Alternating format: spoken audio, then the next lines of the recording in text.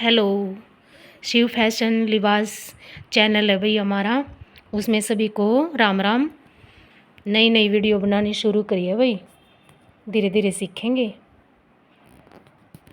ये देखो, ये उपाड़ा सिल्क का कपड़ा है भाई, उपाड़ा सिल्क का कपड़ा है ये हिसार से है।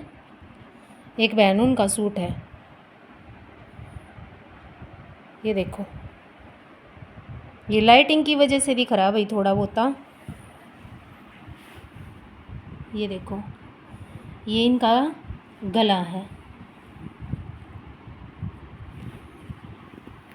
और ये इन्होंने लंबी बेल बनवाई है, दोनों सेंटर के बीच में दोनों लंबी लाइन, और ये इसका गला देखो। मैं पास से दिखाती हूँ आपको सिंधी, देखो बिल्कुल सुंदर और सफाई से की गई है। ये देखो,